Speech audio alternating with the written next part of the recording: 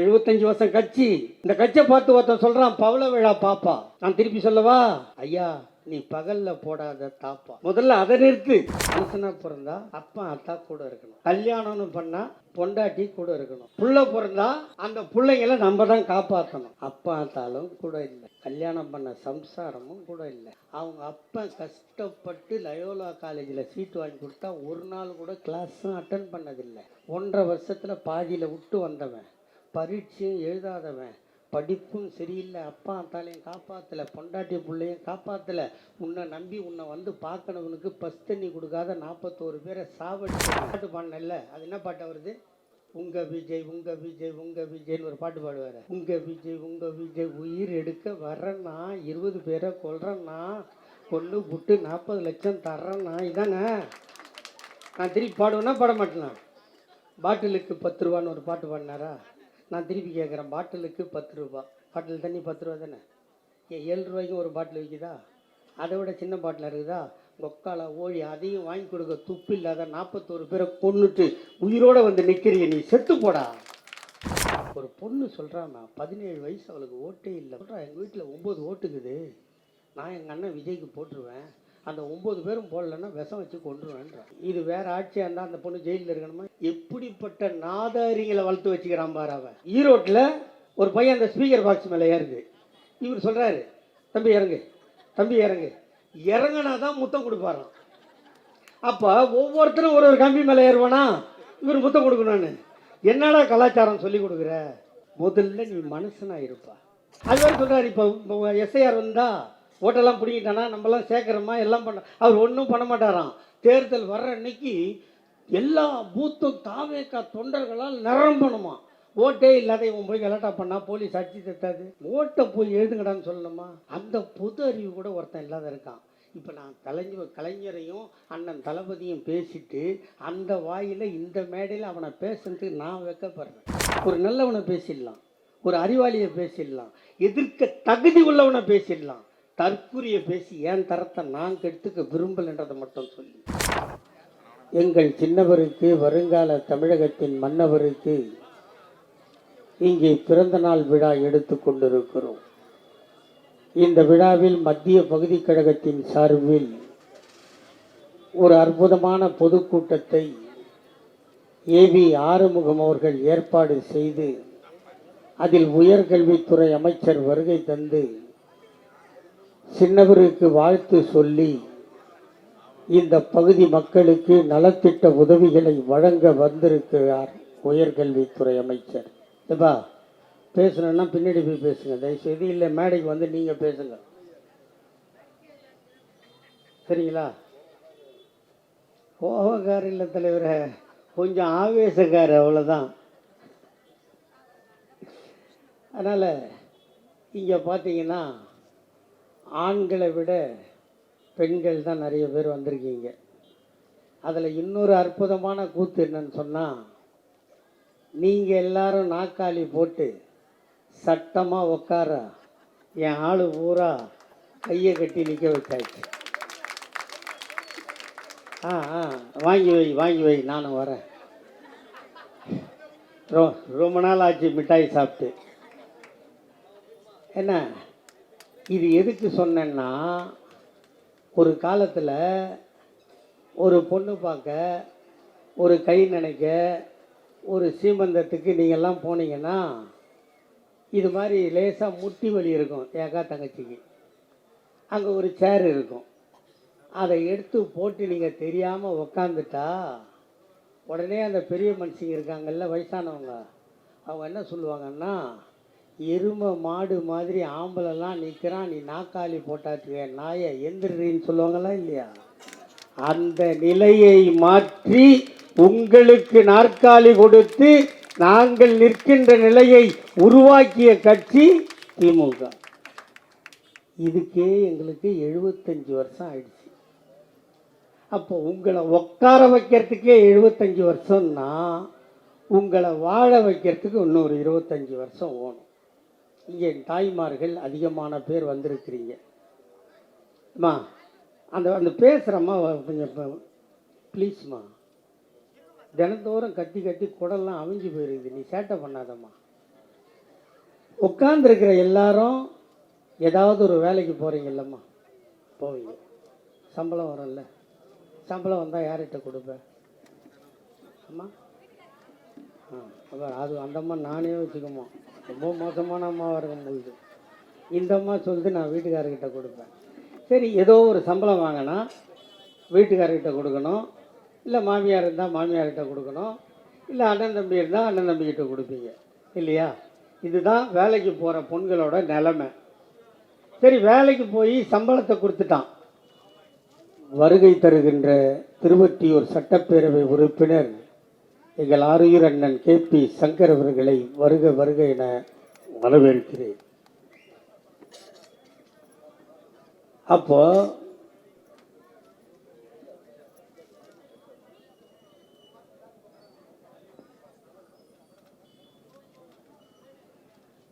நீங்கள் சம்பளம் வாங்கினா வீட்டில் கொடுக்கணும். சம்பளத்தை கொடுத்தாச்சு, அடுத்த நாளைக்கு அதே வேலைக்கு தானே கிளம்பணும். கிளம்பலாம், காலையில் எந்திரிச்சு குளிக்கலாம், புள்ளக்குட்டிக்கு எல்லாத்துக்கும் சாப்பாடு கொடுத்துட்டு கடகடன்னு குளிக்கணும் இல்லையா? வேலைக்கு டைம் ஆகிடும். கடகடன்னு குளித்தா தலையை துடைக்க முடியாது, ஒரு ரப்பர் பேண்ட் போட்டுக்கலாம் இல்லையா? நீட்டு பூவை ஸ்லைடு எடுத்து வைக்க முடியாது, ஒரு ரோஸ் குத்திக்கலாம். கொஞ்சம் ஆள் ஷார்ட்டாக இருந்தால் ஐயில் செப்பல் போட்டுக்கலாம். வேலைக்கு போகிறதுனால ஒரு ஹேண்ட்பேக் மாட்டிக்கலாம். இவ்வளவு மாட்டிக்கிட்டு கடைசியில் நேற்று எங்கே கொண்டாந்து சம்பளத்தை கொடுத்தியோ நைட்டு, அதே ஆள்கிட்ட போய் அத்தை அண்ணா எனக்கு பஸ்ஸுக்கு காசு கொடுன்னு கையேந்தினீங்களா இல்லையா? இதை பார்த்து உங்களை பெத்தவளும் அழுகவில்லை, நீங்கள் பெறாத உங்கள் மகன் தளபதி ஸ்டாலின் கண்ணீர் சிந்தினார், கையெழுத்து போட்டார். அது உங்கள் விடியல் பயணம். பஸ் பயணம் ஆயிடுச்சா? பஸ் பயணம் கொடுத்த உடனே இந்த வேலைக்கு போகாத வீட்டில் இருப்பீங்கள்ல, அவங்க என்ன சொல்லுவாங்க? என்ன எங்கள் வீட்டுக்காரன் வேலைக்கு அனுப்ப மாட்டான், அதுலேயும் நாங்கள் கொஞ்சம் கலரு, சந்தேக புத்தி. இதெல்லாம் நடக்கிற உண்மை தானம்மா. உங்களில் ஒருத்தனாக இருந்து பேசுகிறோம், நீங்கள் இங்கே வந்து சொல்ல முடியாது. அதை நான் இங்கே நின்று உங்கள் சார்பாக நான் சொல்கிறேன். அப்போ பஸ் பயணம் முடிஞ்சிருச்சு. வீட்டில் இருக்கிறவங்க என்ன பண்ணுவாங்க? காலையில் எல்லாரும் எந்திரிக்கிறதுக்கு முன்னாடி நீங்கள் எந்திரிக்கணும், நைட்டில் எல்லாரும் தூங்குறதுக்கு பின்னாடி நீங்கள் தூங்கணும். அப்போ விடிய காலில் எழுந்து பாராத்திரில் படுத்து நீங்கள் உழைச்ச உழைப்பை உன் புருஷன் அங்கீகரிக்கலை, உன் மாமனார் மாமியார் அங்கீகரிக்கலை, உன்னை கட்டிக்கிட்டு போன வீட்டில் எவனும் அங்கீகரிக்கலை. எங்கள் அண்ணன் தளபதி அங்கீகரித்தார், அதனால் கையெழுத்து போட்டார். அது வந்தது உங்கள் உரிமை தொகை. உரிமை தொகை வந்துருச்சு. இப்போ பஸ்ஸு கொடுத்தாச்சு, மாதம் 1000 ரூபா கொடுத்தாச்சு. அப்போ நீங்கள் பெற்ற பொண்ணு இருக்குல்ல, பொம்பளை பொண்ணு, அது பார்த்துச்சு, தாத்தா ஸ்டாலின் தாத்தா, எங்கள் அம்மாவுக்கு பஸ்ஸு கொடுத்த, எங்கள் ஆயாவுக்கு 1000 கொடுத்த, நான் +2 படிச்சுட்டு தாத்தா காலேஜுக்கு போகிறேன் தாத்தா, ஸ்டேஷ்னரி வாங்கணும், ஜெராக்ஸ் எடுக்கணும், லாங் சைஸ் நோட்டு வாங்கணும், நான் வீட்டில் எல்லார்கிட்டையும் கையேந்திரனே, உனக்கு கண்ணு தெரியலையா தாத்தான்னு கேட்டுதுங்க. உன்னை பெற்ற தாத்தன் இருக்கிறானோ இல்லையோ, இருந்தால் உதவுகிறானோ இல்லையோ, நீ கண்டெடுக்காத தாத்தா உன் தளபதி இருக்கிறேன், இதோ கையெழுத்து போட்டேன். இன்று முதல் எத்தனை ஆண்டு நீ கல்லூரி படித்தாலும் உனக்கு மாதம் 1000 ரூபாய். அதற்கு பெயர் புதுமை பெண் திட்டம். பையன் சும்மா இருப்பானா? இது என்னையா அநியாயம், ஒரே ஆத்தா ஒரே அப்பன், பெற்றது ஒரே வயிறு, என் தங்கச்சிக்கு 1000 எனக்கு இல்லையான்னு கேட்டான். போன வருஷம் அவனுக்கும் சொன்னார், கண்ணா நீயும் 3 ஆண்டோ 5 ஆண்டோ படி, உனக்கும் உன் தாத்தா மாதம் 1000 தருவேன். அது தமிழ் புதல்வன் திட்டம். பஸ்ஸு ஓகே, 1000 ரூபா ஓகே, பசங்க படிக்குது ஓகே. படித்து முடித்தா இந்த பசங்க எங்கே போகணும்? வேலைக்கு தானே போகணும். வேலைக்கு போனால் என்ன கேட்பான்? நீ கம்ப்யூட்டர் படிச்சிருக்கியா, ஜாவா தெரியுமா, எம்எஸ் ஆஃபீஸ் தெரியுமா கேட்பானா இல்லையா? அப்போ அதுக்கு போய் நெட் சென்டரில் பணத்தை வைக்கணும். அதுக்கு நீ எங்கே போவ? அதை பார்த்தாரு தலைவர். படித்து முடிச்சிட்டியா, கம்ப்யூட்டர் கற்றுக்கணுமா, ட்ரைனிங் எடுக்கணுமா, உனக்கு ஒத்தாசையாக இருக்கணுமா, உன் தாத்தா நான் இருக்கிறேன், அதற்கும் நான் முதல்வன் திட்டத்தின் மூலம் உன்னை தயார்படுத்துகிறேன். தயார் பண்ணியாச்சு. வேலைக்கு போனோம்ல. வேலைக்கு போனோன்னா கொரோனா காலத்தில் எடப்பாடி பழனிசாமி ஆட்சியில் கம்பெனிலாம் க்ளோஸு. கல்லாப்பெட்டியை நக்கிட்டு போயிட்டான் ஆள். கல்லாப்பெட்டியில் 5 பைசா இல்லை. என்ன பண்ணுவேன்? 72 வயசுலேயும் ஃப்ளைட்டு ஏறி உலகம் பூரா சுற்றி எல்லா கம்பெனிக்காரனையும் பார்த்து, ஐயா என்னிடம் படித்த மாணவ மாணவிகள் இருக்கிறார்கள், உடல் உழைப்பை தருகின்ற இளைஞர்கள் இருக்கிறார்கள், நீங்கள் வந்து தமிழ்நாட்டில் கம்பெனியை தொடங்கினால் நான் தரமான உழைப்பாளிகளை உனக்கு தருகிறேன் என்று சொல்லி உலகம் முழுவதும் சுற்றி வந்து கம்பெனிகளை கொண்டு வந்து இங்கே சேர்த்து வேலையும் கொடுக்கிறார். இது முடிஞ்சு. இந்த ரோட்டில் இப்போ கூட்டம் முடிச்சுட்டு என் அக்கா தங்கச்சியோ யாரோ எங்கள் பெரியம்மாவோ இந்த ரோட்டுக்கு போகிறீங்க. ஒரு சின்ன ஆக்சிடெண்ட் ஆயிடுச்சு, நடக்கக்கூடாது, நடந்துருச்சு. நடந்தால் அங்கே பெரும்பாலும் ஆட்டோ தான் போயிட்டு இருக்கும் இல்லையா? அந்த ஆட்டோக்காரன் அவசரப்பட்டு உன்னை ஆட்டோவில் தூக்கி போட்டு போய் ஆஸ்பத்திரியில் சேர்ப்பான். சேர்த்து நீ நல்லாயிட்டினா ஆட்டோக்காரன் போயிட்டான். ஒருவேளை நீ செத்து போயிட்டின்னா ஆட்டோக்காரனும் செத்தான். இது எங்கள் ஸ்டாலின் ஆட்சிக்கு வர்றதுக்கு முன்னாடி. ஆனால் இப்போ என்ன தெரியுமா? உன்னை கொண்டு போய் சேர்க்குறான்ல, சேர்த்தான்னா அவன் ரொம்ப லாங்காக இருக்கிற ஜிஹெச்சுக்கு தான் போகணுன்னு அவசியம் இல்லை. இங்கே எல்லையம்மன் கோயிலில் கேபிபி சாமி கட்டின ஆஸ்பத்திரிக்கு தான் போகணுன்னு அவசியம் இல்லை. இந்த மணலிலேயே தனியார் ஆஸ்பத்திரி எதனா இருந்தால் உன்னை அங்கே கொண்டு போய் சேர்த்தான்னா நீங்கள் பெறாத புள்ள உங்கள் முதலமைச்சர் உங்கள் அப்பனாக அண்ணனாக தம்பியாக இருந்து 48 மணி நேரம் ஆகின்ற செலவை அவரே ஏற்றுக்கொள்வார். 48 hours இஸ் கோல்டன் ஹவர்ஸ். அந்த 48 மணி நேரம் பிழைக்கவும் வாய்ப்புண்டு, இறக்கவும் வாய்ப்புண்டு. அதை ஏற்றுக்கொண்டார். அதோடு விட்டாரா என்றால், உன்னை எவன் கொண்டு போய் ஆஸ்பத்திரியில் சேர்த்தானோ அந்த ஆட்டோக்காரனை தேடி போலீஸ் போகாது, சம்மன் போகாது. எங்கள் அண்ணன் தளபதி கொடுத்த 5000 கவர் போய், மகனே காப்பாற்றினாய் தமிழ்நாட்டு உயிரை, உனக்கு 5000 ரூபாய். எனக்கு சுகரு, பிபி, மருந்து மாத்திரை வாங்கினா பஸ்ஸில் போகணும், என்னால் போக முடியாது. சென்னையில் இல்லை, இது வில்லேஜில் மக்களை தேடி மருத்துவம். கொரோனா காலத்தில் 2 வருஷம் கொரோனா, படிக்கலை, வீட்டிலே இருந்துட்டேன். இல்லம் தேடி கல்வி, நலம் காக்கும் ஸ்டாலின், நம்மை காக்கும் ஸ்டாலின், உங்களுடன் ஸ்டாலின். அப்படி இந்த பட்டாவுக்கும் கொட்டாவுக்கும் நீங்கள் அலை இருக்குதில்ல, வீட்டுக்கிட்டேயே கொண்டாந்து கேம்பை போட்டு உங்கள் கொரோனான்னு கேட்டு நாங்கள் வந்து செஞ்சு கொடுத்தோமா இல்லையா?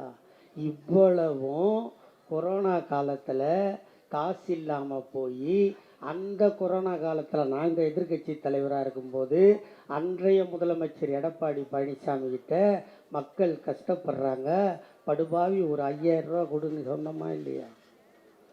எங்கே பணம் இருக்குது, யார் தருவான்னு எவ்வளோ கொடுத்தாங்க? எவ்வளோம்மா? கரெக்டாக சொன்னம்மா, 1000 ரூபா. அப்போ எவ்வளோ பணம் இருக்குது எங்கள் அண்ணன் தளபதிக்கு தெரியாது. ஆனால் அப்போதே சொன்னார், நான் 5000 கொடுக்க சொன்னேன், நீ 1000 கொடுத்தாய். இந்த முத்துவேல் கருணாநிதி ஸ்டாலின் ஆட்சிக்கு வந்தால் நீ கொடுக்க மறுத்த 4000 கொடுப்பேன் என்று சொன்னார். எப்போ கொடுப்பேன்னு கேட்டான். ஜூன் மாதம் 3ஆம் தேதின்னு சொன்னார். மே மாதம் 2000, ஜூன் மாதம் 2000 கொடுத்தமா இல்லையா? கொரோனா காலத்தில் இதோ இங்கே இருக்கிற எம்எல்ஏ, மாவட்ட செயலாளர், பகுதி செயலாளர், இவர் அத்தனை பேரும் கொரோனா காலத்தில் ஊரே சொன்னது, வீட்டிலிரு, விழித்திரு, தனித்திரு. இதான சொன்னான். உலகமே சொல்லிச்சா இல்லையா? புருஷனை பொண்டாட்டி பார்க்கறதில்ல, பொண்டாட்டியை புருஷன் பார்க்கறதில்ல, பெத்த குழந்தைய வேலைக்கு போகிற பொம்பளை தூக்குறதில்லை, ஏன்னா கொரோனா ஒட்டிக்கும் இல்லையா? அந்த நேரத்தில் உலகமே சொல்லிச்சு. தமிழ்நாட்டை பாதி மந்திரி என்ன பண்ணா, கொரோனா வந்து விட்டது, என்னை பார்க்க யாரும் வராதீர்கள். இந்த நாட்டோட பிரதமர் பார்பரை கூப்பிட்டு தாடியை ட்ரிம் பண்ணா கொரோனா வந்துரும்னு ஒரு 2 அடி தாடி வளர்த்தாரா இல்லையா? உலகமே யாரையும் யாரும் பார்க்கக்கூடாதுன்னு சொல்லிச்சு. ஆனால் உலகத்தில் ஒரே ஒரு தலைவன் சொன்னான், ஒன்றிணைவோம் வா என்று சொன்ன தலைவன் எங்கள் அண்ணன் முதலமைச்சர் அண்ணன் தளபதியை தவிர எவனும் கிடையாது. அதோடு விட்டாரா? ஒரு டெலிஃபோன் நம்பர் கொடுத்தோமா, அந்த டெலிஃபோன் நம்பரில் நீங்கள் கூப்பிட்டா கட்சிக்காரெலாம் வந்து கொடுத்தாங்களா இல்லையா? ஒன்றும் சைலண்ட்டே காணும். வாங்காத மாதிரி உட்காந்துக்கிறீங்க. இல்லை வாங்கலைன்னு சொல்லுதோ எம்எல்ஏ இருக்காருங்க, பகுதி செயலாளர் இருக்காரா? சத்தமாக சொன்னதுக்கு ரொம்ப நன்றி ஆத்தா. பருப்பு, எண்ணெய், அரிசி, மருந்து எல்லாத்தையும் கொண்டாந்து கொடுத்தோமா? அப்போது உலகமே உன்னை பார்க்காதன்னுச்சு. ஆனால் உயிரே போனாலும் உனக்கு கொண்டாந்து பொருளை சேர்த்தவன் திமுககாரன். இப்படி கொடுத்து கொடுத்து டிநகரில் ஜே அன்பழகன் ஒரு எம்எல்ஏ செத்து போனாரா தெரியுமா உங்களுக்கு? அப்போ உலகத்திலேயே எங்களை கொடுத்து உங்களை காக்க ஒரு கட்சி உண்டென்றால் திமுகவை தவிர வேறு எவனும் இல்லை.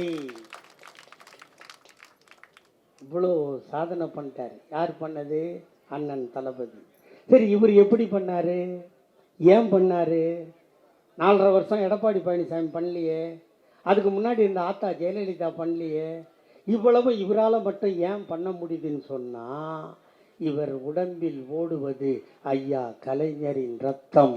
அதனால் செஞ்சார். அவர் 5 முறை தமிழ்நாட்டின் முதலமைச்சர். 6வது முறையாக நாங்கள் வாக்கு கேட்டு வந்தோம், ஐயா கலைஞரை முதலமைச்சர் ஆக்குங்கள் என்று. நீங்கள் ஆக்கவில்லை. ஆனால் அவரின் தாத்தா சொன்னார், பெண்களே, ஒரு பொண்ணு குழந்தைய பெற்றுட்டா கல்யாணம் பண்ணுறது எவ்வளோ கஷ்டம்னு குடும்பம் கொடுத்தோம் இருக்கிற கலைஞருக்கு தான் தெரிஞ்சுது. அம்மா அம்மான்னு சொன்ன ஜெயலலிதாவுக்கு தெரியல. அப்போ சொன்னார் கலைஞர், 6வது முறையாக எனக்கு நீங்கள் வாக்களித்தால், என்னை அரியணை ஏற்றினால், பெண்களுக்கு திருமணம் ஆகவில்லை என்றால் பெற்றோர்களே கஷ்டப்படாதீர்கள், தாத்தா நான் இருக்கிறேன் வா, திருமண உதவி திட்டம் ரூபாய் 30,000. திருமணம் முடிந்ததா? அந்த இளம்பெயோடு ஆக்கி சாப்பிட அரிசி இல்லையா? கவலைப்படாதே தாத்தா நான் இருக்கிறேன் வா, 1 ரூபாய்க்கு 1 கிலோ அரிசி தருகிறேன். அந்த அரிசியை ஆக்கி சாப்பிட கேஸ் அடுப்பும் இல்லையா? தாத்தா நான் இருக்கிறேன் வா, இலவசமாய் கேஸ் அடுப்பும் தருகிறேன். ஆக்கி சாப்பிட்ட ஜோடிக்கு பொழுது போகவில்லையா? கவலைப்படாதே தாத்தா நான் இருக்கிறேன் வா, இலவசமாய் வண்ண தொலைக்காட்சி பெட்டி தருகிறேன், சந்தோஷமாக வாழட்டும். மணமகன் மணமகளை கர்ப்பமாக்கி விட்டானா? 7 மாதம் ஆகி போனதா? அவளுக்கு சத்தான உணவு வாங்கி கொடுக்க கணவனிடம் காசு இல்லையா? கவலைப்படாதே தாத்தா நான் இருக்கிறேன் வா, மாதம் 1000 வீதம் 3000 தருகிறேன், 3 மாதத்திற்கு சத்தாக சாப்பிட்டு முத்தாக பெத்து போடு. பெத்து போட்ட பிள்ளைக்கு பால் சுரக்கவில்லையா? கணவனிடம் சத்தான உணவு வாங்கி தர காசு இல்லையா? கவலைப்படாதே தாத்தா நான் இருக்கிறேன் வா, மீண்டும் 3 மாதம் 1000 கொடுக்கிறேன், சத்தாக சாப்பிட்டு அந்த பிள்ளையை காப்பாற்று. காப்பாற்றிய பிள்ளை பள்ளிக்கு போக வேண்டுமா? ஸ்கூலில் சேர்ப்பதற்கு உன்னிடம் காசு இல்லையா? கவலைப்படாதே தாத்தா நான் இருக்கிறேன் வா, school fees free, uniform free, புத்தகம் ஃப்ரீ, புத்தகம் போடுகின்ற பையும் ஃப்ரீ, அவன் பஸ்ஸிலே போவதற்கு பஸ் பாஸும் ஃப்ரீ. அவன் 10வது முடித்து 11வது போனானா? அவன் சைக்கிள் ஓட்டுவானா? உன்னிடம் வாங்கி கொடுக்க காசு இல்லையா? கவலைப்படாதே தாத்தா நான் இருக்கிறேன் வா, இலவசமாய் சைக்கிள் தருகிறேன். +1 +2 முடித்தானா? காலேஜுக்கு போக வேண்டுமா? காலேஜுக்கு பணம் கட்ட உன்னிடம் காசு இல்லையா? அவன்தான் வீட்டில் முதல் கிராஜுவேட்டா? கவலைப்படாதே தாத்தா நான் இருக்கிறேன் வா, காலேஜ் ஃபீஸும் ஃப்ரீ. அவனும் படித்தானா? அவனும் காதலித்தானா? அவனுக்கும் திருமணம் நடந்தா? அவனும் பிள்ளை பெற்றானா? இப்படி கொடுத்து கொண்டே இருக்கிறேன். இப்படி பெத்து பெத்து பெத்து ஒருவேளை வயதாகி போய்விட்டாயா? உனக்கும் தாத்தா நான் இருக்கிறேன் வா, மாதம் 750 ரூபாய் பென்ஷன் தருகிறேன். பேரனை பார், பேத்தியை பார், 58 வயது ஆகி போனதா? இலவசமாய் பஸ் பாஸ் தருகிறேன். கோயிலுக்கு போ, உறவினர் வீட்டுக்கு போ. தாளம் கெட்டு போனதா? நீ சிக்காகி போனாயா? ஆஸ்பத்திரிக்கு போக வேண்டுமா? ஆட்டோவிற்கு பணம் இல்லையா? கவலைப்படாதே தாத்தா நான் விட்ட 108 ஆம்புலன்ஸை கூப்பிடு. இலவசமாய் ஆஸ்பத்திரிக்கு போ. ஆஸ்பத்திரியில் வைத்தியன் பணம் கேட்கிறானா? உன்னிடம் காசு இல்லையா? கவலைப்படாதே அழாதே தாத்தா நான் இருக்கிறேன் வா, கலைஞர் காப்பீட்டு அட்டையை காட்டு, 1,00,000 ஃப்ரீ, வைத்தியம் பார், வீட்டுக்கு வா, காலம் கெட்டு போனதா, நீ செத்து போனாயா, உன் பிணத்தை தூக்க 4 பேர் இல்லையா, தன்மானம் தடுக்கிறதா, தாத்தா நான் போட்ட சட்டம் மார்ச்சரி வேணும் ஃப்ரீ, பார்த்தாயா அழுதாயா, ஈ மொய்க்கிறதா, கஷ்டமாக இருக்கிறதா, தாத்தா நான் போட்ட சட்டம் ஃப்ரீசர் பாக்ஸும் ஃப்ரீ, பார்த்தாயா அழுதாயா, சுடுகாடு போனாயா, கொளுத்த வேண்டுமா புதைக்க வேண்டுமா, தாத்தா நான் போட்ட சட்டம் கொளுத்துவதும் ஃப்ரீ புதைப்பதும் ஃப்ரீ, வீட்டுக்கு வந்தாயா டெத் சர்டிபிகேட் வேண்டுமா, தாத்தா நான் போட்ட சட்டம் டெத் சர்டிபிகேட்டும் ஃப்ரீ பர்த் சர்டிபிகேட்டும் ஃப்ரீ, இப்படி கருவறை முதல் கல்லறை வரை இலவசங்களை வாரி வழங்கிய இந்தியாவில் ஒரே முதல்வர் எங்கள் தாத்தா டாக்டர் கலைஞர். சொல்லுங்கடா எவனா இப்படி செஞ்சோன்னு, எவனா சொல்லிடுங்கடா, இங்கேயே கழுத்தறுத்துன்னு செத்துறேன். இவ்வளவு பண்ணியிருக்கோம், இவ்வளவு கொடுத்துருக்கோம். இதை தாண்டி அதோ போறான் நொண்டி, அதோ போறான் டப்ஸா, அதோ போறான் 1.5 கண்ணை சொல்லி சொல்லி சிரிச்சம்மா இல்லையா?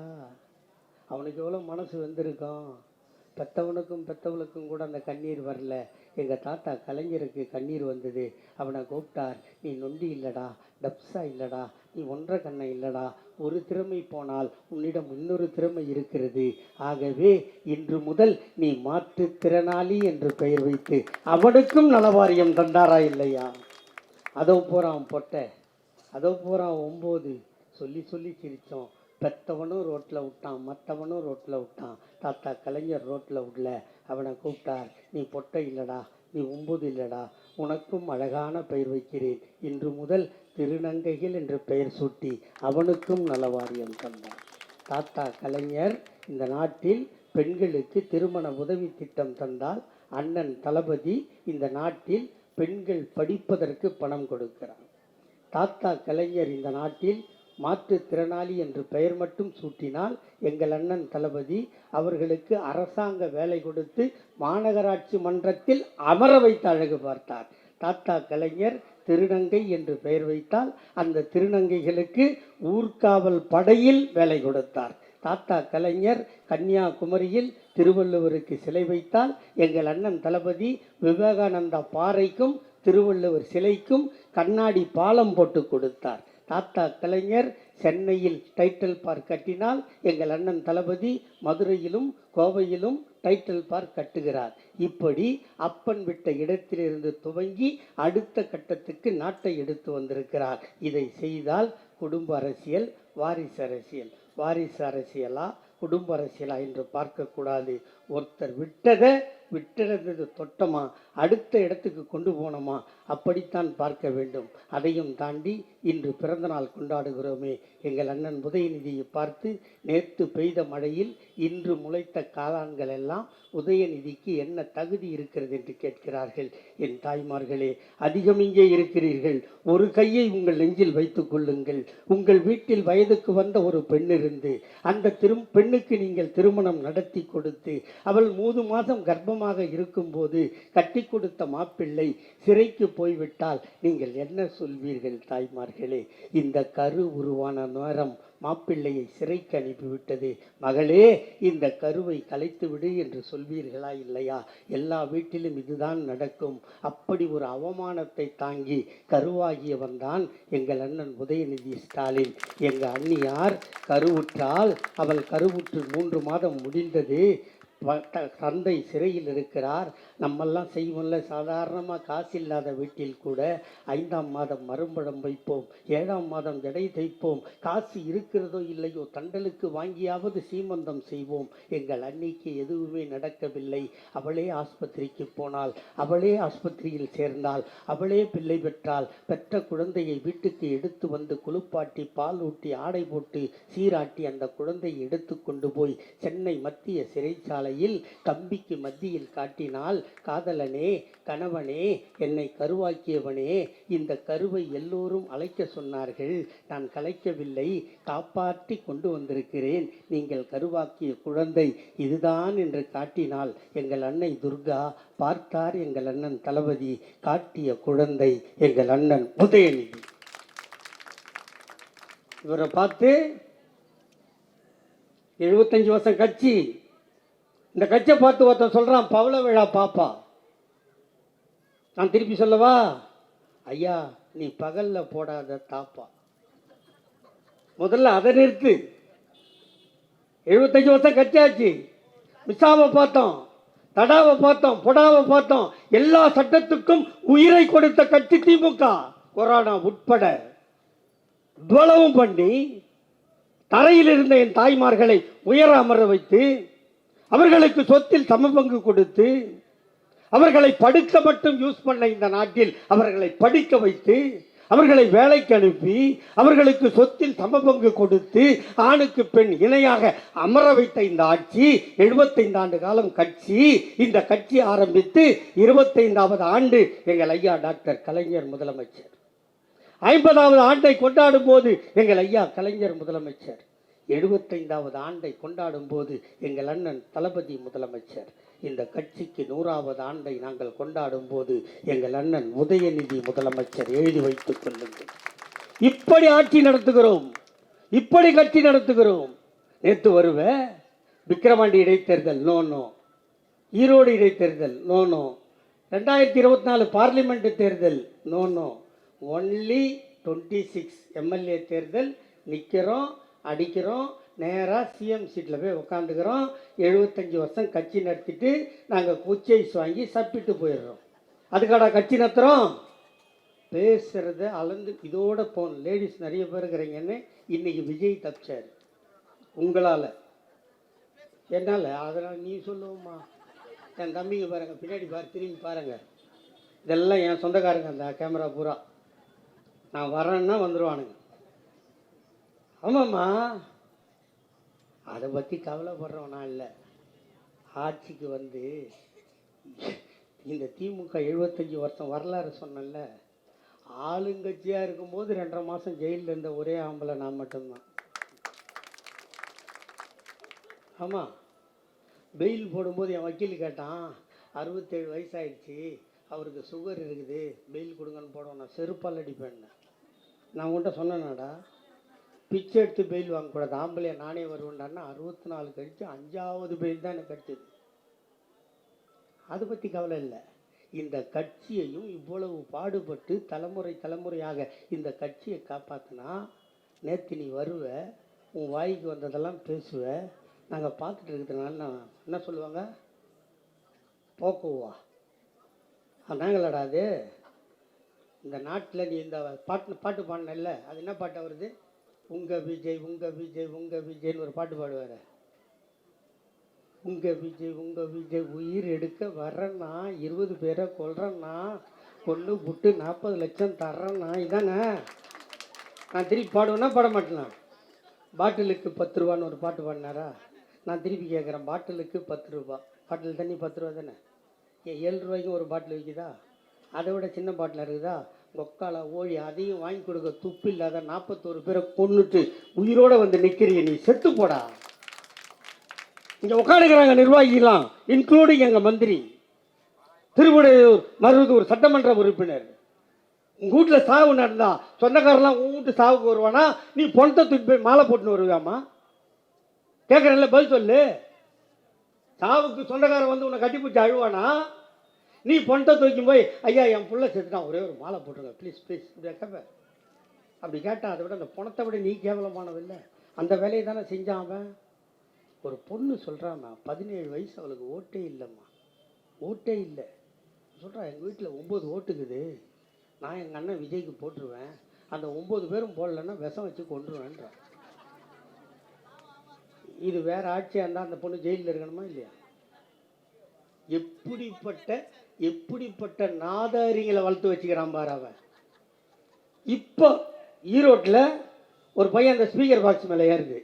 இவர் சொல்கிறாரு, தம்பி இறங்கு, தம்பி இறங்கு. இறங்கினா தான் முத்தம் கொடுப்பாராம். அப்போ ஒவ்வொருத்தரும் ஒரு கம்பி மேலே ஏறுவானா, இவர் முத்தம் கொடுக்கணும்னு. என்னடா கலாச்சாரம் சொல்லி கொடுக்குற? முதல்ல நீ மனுஷனா இருப்பா. மனுஷனா பிறந்தா அப்பா அத்தா கூட இருக்கணும். கல்யாணம்னு பண்ணால் பொண்டாட்டி கூட இருக்கணும். அம்மா சொல்லுமா, நல்லா சத்தமாக தான் சொல்ல, என் வேலையை நீ செஞ்சுட்டு போயேன். புள்ள பிறந்தா அந்த பிள்ளைங்களை நம்ம தான் காப்பாற்றணும். அப்பா அத்தாலும் கூட இல்லை, கல்யாணம் பண்ண சம்சாரமும் கூட இல்லை. அவங்க அப்பா கஷ்டப்பட்டு லயோலா காலேஜில் சீட்டு வாங்கி கொடுத்தா ஒரு நாள் கூட கிளாஸும் அட்டன் பண்ணதில்லை. 1.5 வருஷத்தில் பாதியில் விட்டு வந்தவன், பரீட்சையும் எழுதாதவன், படிப்பும் சரியில்லை, அப்பா அத்தாலையும் காப்பாற்றலை, பொண்டாட்டி பிள்ளையும் காப்பாற்றலை, உன்னை நம்பி உன்னை வந்து பார்க்கணவனுக்கு பஸ் தண்ணி கொடுக்காத 41 பேரை சாவடித்தவன். இதுக்கப்புறம் நீங்கள் சொல்கிறீங்கன்னு அதில் ஒருத்தி சொன்னால், எங்கள் வீட்டுக்காரை விட விஜய் அழகா இருக்காரு. எந்த ஊருக்காரி தெரியுமாவா? எனக்கு தெரியும், என் ஃப்ரெண்டு தான். கண்ணாடி போட்டு ஒன்று சொல்லிச்சு இல்லை, பெரம்பலூர்காரி. அந்த 2 குழந்தையும் ஹாஸ்டலில் படுக்குது சென்னையில், 2 பொண்ணு அதுக்கும். அந்த 2 பொண்ணுங்களும் ஒவ்வொன்று அழுது ஒப்பாரி வச்சு ஹாஸ்டலை காலி பண்ணி பெரம்பலூருக்கே போய் 3 மாதம் கதவு சாத்தின்னு அழுதுங்கிறாங்க. இப்படி ஏன் சொல்லுவானே, இப்படி ஏன் வாங்கி கட்டிக்குவானே? நான் என்ன சொல்கிறேன்னா, விஜய் ரசிகர் யாரும் ஏன் சொந்தக்காரன் இல்லைன்னு ஆகிடாது. இப்படி அட்டூழியம் பண்ணுறதுனால ஏன் அக்கா தங்கச்சி தான், என் அண்ணன் தம்பி தானே பெற்றிருப்பான். 17-18 இந்த வந்து அது வரை சொல்கிறார். இப்போ எஸ்ஐஆர் வந்தா ஓட்டெல்லாம் பிடிக்கிட்டானா, நம்மலாம் சேர்க்குறோமா, எல்லாம் பண்ண. அவர் ஒன்றும் பண்ண மாட்டாராம். தேர்தல் வர்ற அன்னைக்கு எல்லா பூத்தும் தாவேக்கா தொண்டர்களால் நிரம்பணுமா. ஓட்டே இல்லாத இவன் போய் கலாட்டா பண்ணால் போலீஸ் அடிச்சு தட்டாது. ஓட்டை போய் எழுதுங்கடான்னு சொல்லணுமா? அந்த பொது அறிவு கூட ஒருத்தன் இல்லாத இருக்கான். இப்போ நான் கலைஞரையும் அண்ணன் தளபதியும் பேசிட்டு அந்த வாயில் இந்த மேடையில் அவனை பேசுறதுக்கு நான் வேகப்படுறேன். ஒரு நல்லவனை பேசிடலாம், ஒரு அறிவாளியை பேசிடலாம், எதிர்க்க தகுதி உள்ளவனை பேசிடலாம்.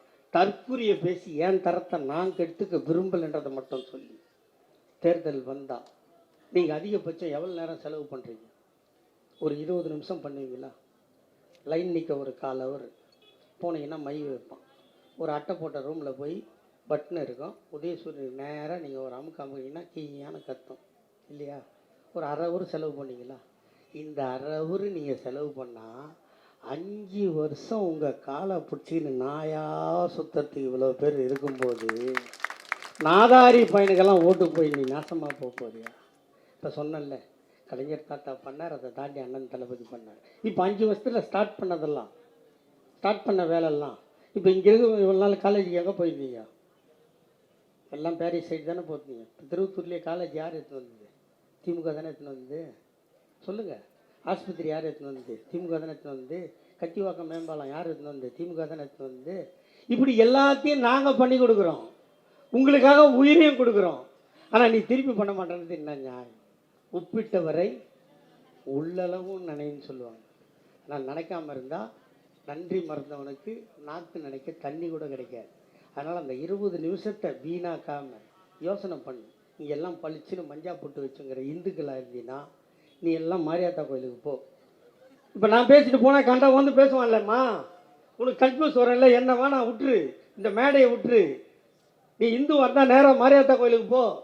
கண்ணம் மூடு. எலெக்ஷன் அன்னைக்கு காலையில் அத்தா மாரியாத்தா எல்லாம் ஓட்டு கேட்குறான். எனக்கு ஒரே கன்ஃபியூஸ் ஆகுது, நான் யாருக்கு ஓட்டு போடுறேன்?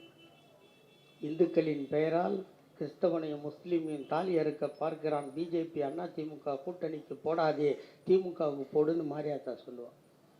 வந்துரு. நீ பாயா இருந்தால் நேராக மசூதிக்கு போய் கண்ணை மூடி அல்லாவை கூப்பிட்டு, அல்லா வரமாட்டார், உருவ வழிபாடு அவங்களுக்கு இல்லை, காகித மில்லத் கண்டிப்பாக வருவார்.